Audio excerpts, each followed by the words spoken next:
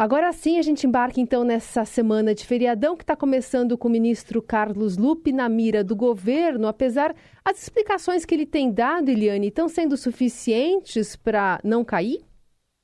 Pois exatamente, né, Carolina, Heisen, ouvintes, está muito, muito estranho porque o Carlos Lupe vem falando, mas não dá nenhuma explicação para o fato de, desde 2023, o Carlos Lupe vem sendo avisado, a cúpula do INSS vem sendo avisada de que havia fraudes, esses desvios, né, que estavam ocorrendo, né, descontos ilegais, né, de corrupção nas aposentadorias e pensões.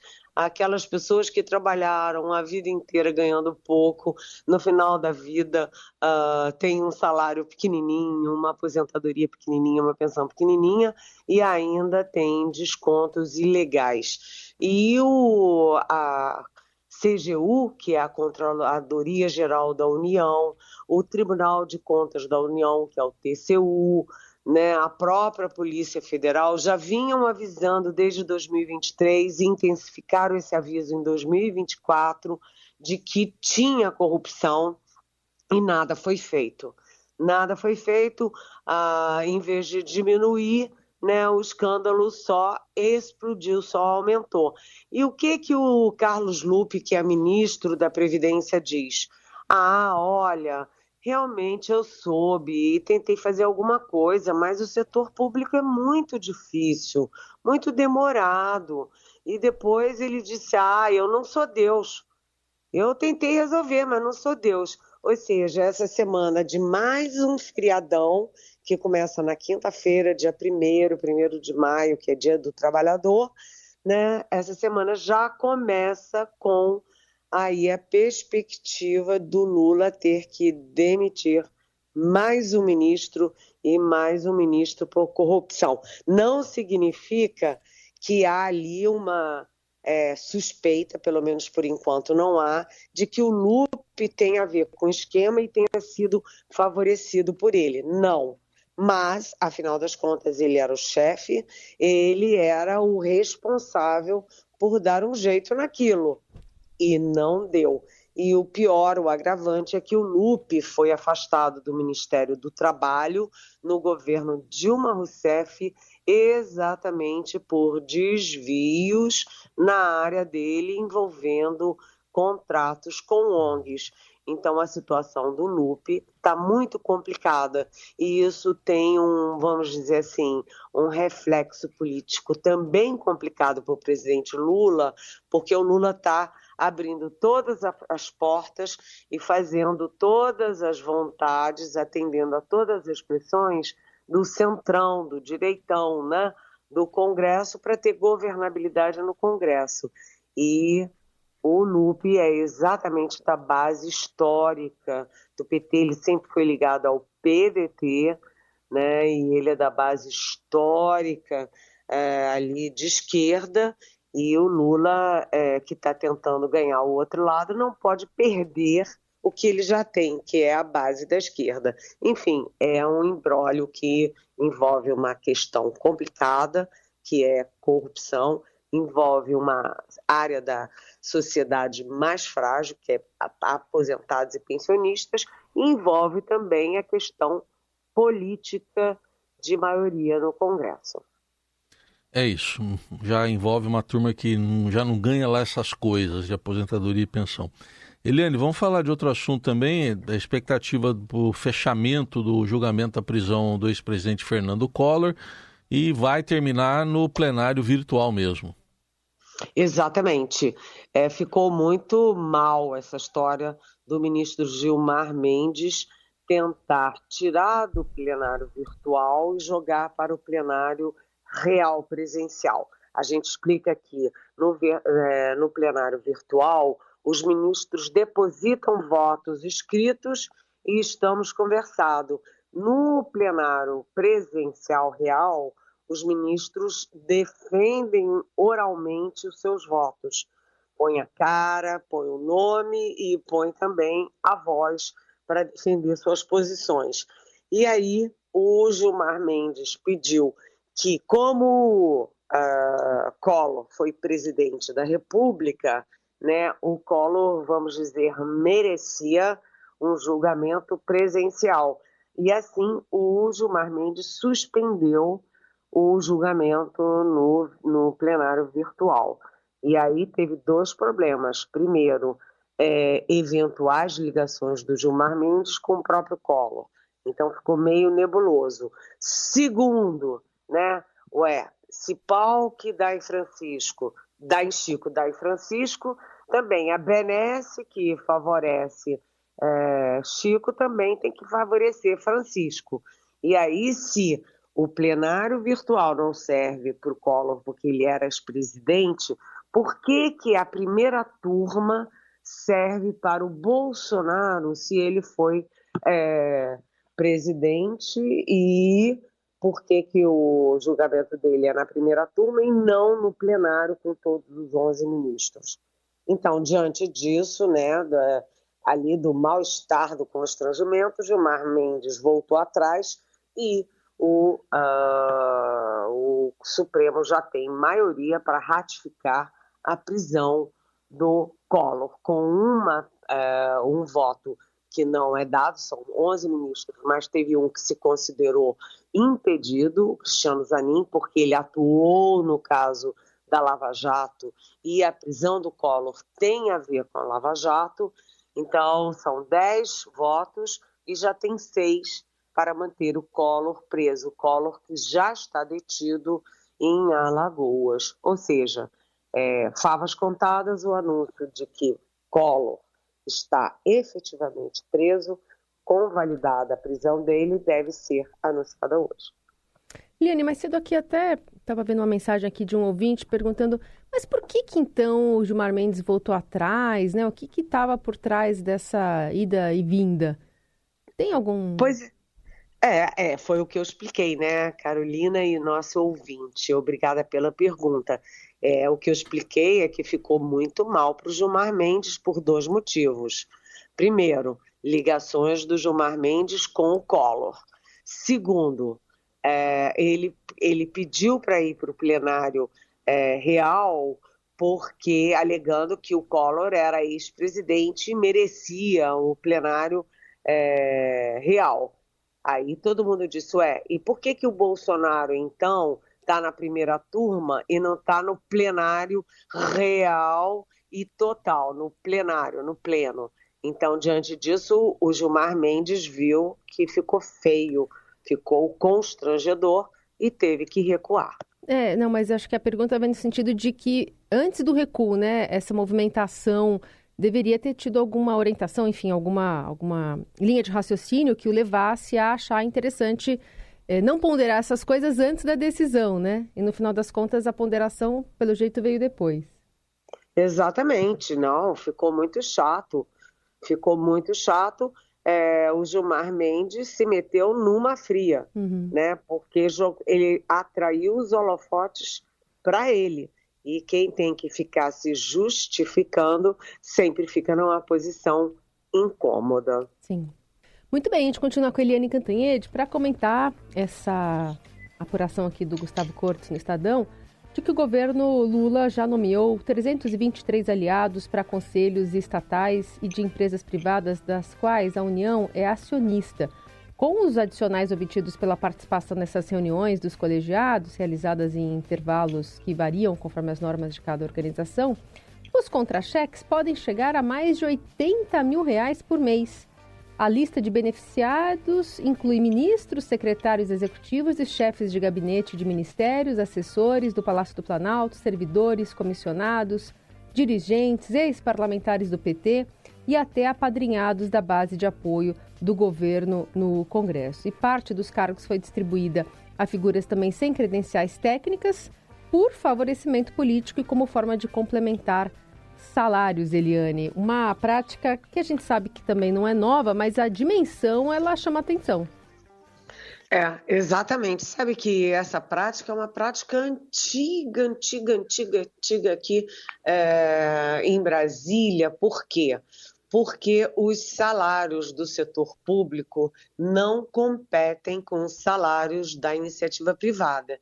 Então, por que que um advogado que ganha muito bem no seu escritório, por que que um engenheiro que ganha muito bem numa empresa privada, por que que alguém, né, que está ganhando bem no setor privado vai trabalhar no governo para ganhar um salário engessado? Isso vale para ministros, vale para grandes assessores, vale, enfim, para assessores de qualquer nível. Então, sempre foi esse o jeitinho brasileiro.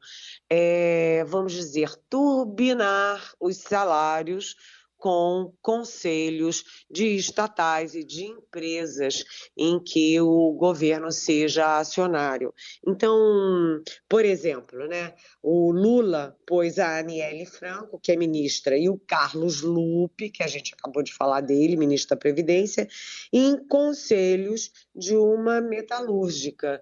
E com esses conselhos, eles ganham jetões, ou seja, participam da reunião e ganham um jeton. E de jeton em jeton, o fato é que esses aumentos de salário podem chegar a R$ 80.000 por mês.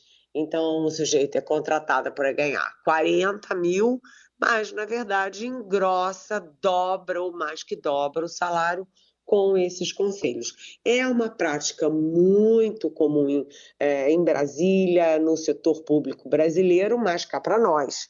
Nesse momento, é uma péssima notícia para o presidente Lula. O Estadão deu 2 páginas muito bem documentadas, muito bem detalhadas, né? E isso é muito ruim para o Lula. O Lula está ainda convivendo com a situação do Carlos Lupe, com o escândalo do INSS, que também vem de governos anteriores, mas que explodiu no governo Lula. Enfim, e corrupção é uma palavrinha que dói, é muito ácida quando você fala dos governos do PT, depois de Mensalão, Petrolão, etc. Portanto, é uma questão que vai ocupar muito espaço, vai dar o que falar e muita dor de cabeça para o Lula e para o Sidônio Palmeira, né, que é o homem da comunicação e que eu já digo, vivo dizendo, São Sidônio não faz milagre, contra fatos não há argumentos e não tem varinha mágica. São Sidônio. São Sidônio, esse aí tá... Ele não está fazendo milagre, está pagando o pecado. Vamos falar já na editoria de escândalos, Eliane, ainda tem um gravíssimo também envolvendo compra de respiradores durante a Covid. Exatamente, olha, gente, ficou,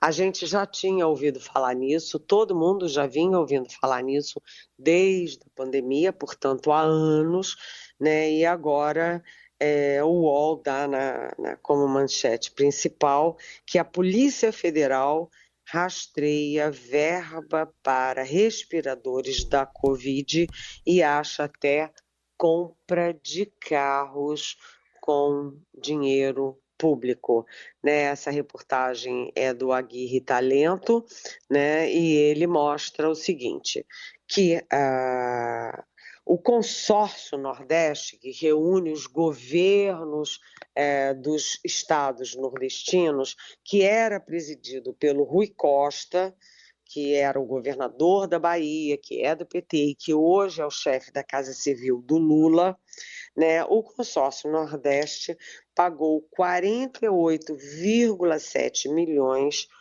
de reais para uma empresa, a empresa HempCare, Hemp com H, HempCare, né?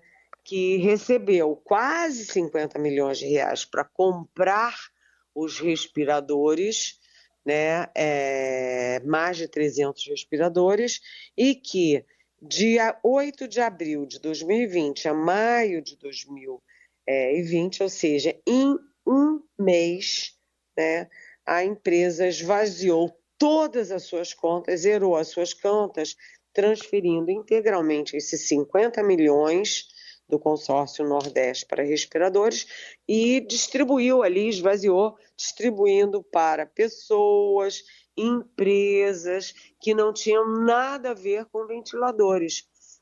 E o dinheiro serviu para quitar contas do cartão de crédito, para comprar carro, enfim, para pessoas que embolsaram dinheiro e a empresa não comprou, não entregou os respiradores.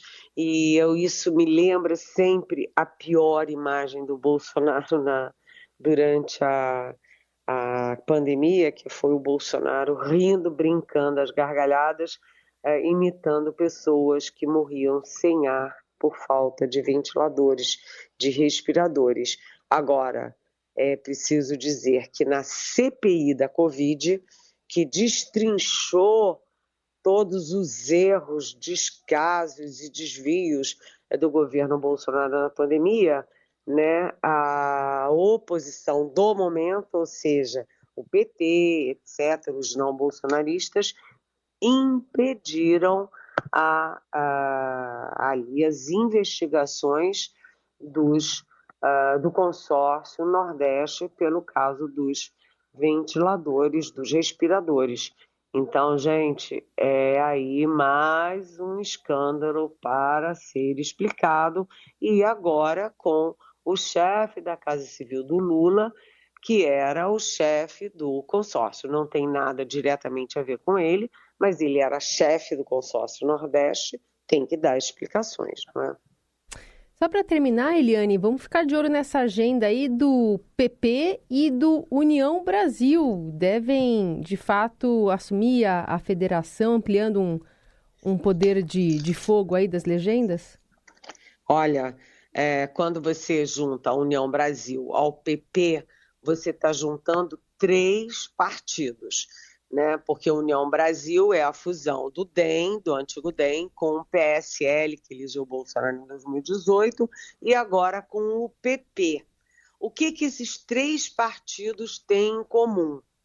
Os 3 sempre foram, historicamente, contra o Lula e contra o PT. E agora eles se unem para fazer a maior bancada da Câmara, com 107 dos 513 deputados federais e com 13 dos 81 senadores.